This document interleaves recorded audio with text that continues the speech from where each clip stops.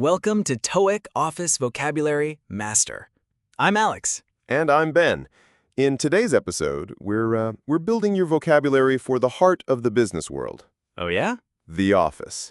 These are the words and phrases you'll hear and use every single day. Absolutely. Let's start with a scenario. Ben, you're at your desk, working on your laptop. You need to print a report.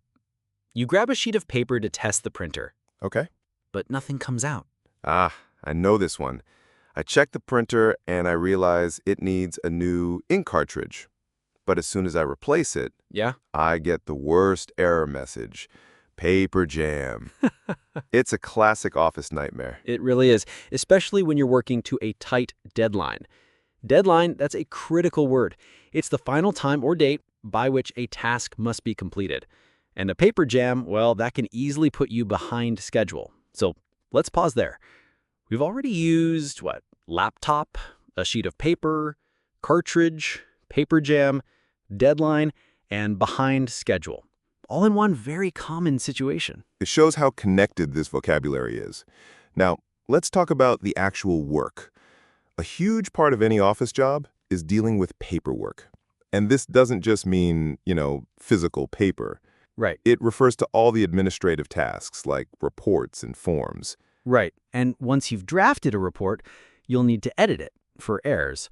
When it's perfect, you hand in the document to your manager. Hand in is a great phrasal verb. It just means to submit something. Let's move on to communication. Say you need to discuss the project with another department. First, you might make a call. If they don't answer, Okay. their colleague might take a message for you. But some things they're too complex for a telephone call. You decide you need to meet in person. So you send an email to arrange an appointment. These phrases are the backbone of professional interaction. And that interaction, it really defines your role. For example, a manager might ask you to take charge of the next project. This phrase means to take control and be responsible for it. Right. It's a big step up in responsibility. That's different from simply having clerical duties, Yeah. which are more routine office tasks like filing or data entry. If your role is administrative, that involves more organization and management. Here's another key phrase for career growth. Oh, okay.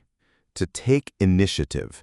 This means you see a problem or an opportunity and you act on it without being told to. It's about being proactive. For example, you might condense a long report into a one-page summary for your team to save them time. That's a perfect example. Okay, let's talk about work-life balance. If you're unwell, Right. you have to call in sick. A good teammate might offer to cover one's shift.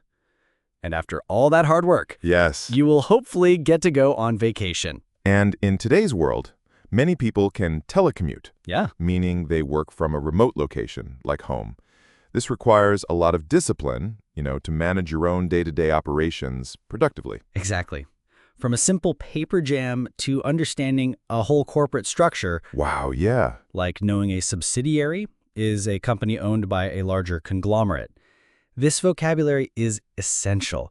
It's the language of getting work done. It empowers you to understand your environment and your responsibilities, Totally. which is exactly what the TOEIC test aims to measure. And that brings us to the end of our discussion. We've covered a lot of ground, We have. from, physical objects to abstract responsibilities. Now, here's a question we'd like you to think about. Which of these office situations have you found most challenging to communicate in English?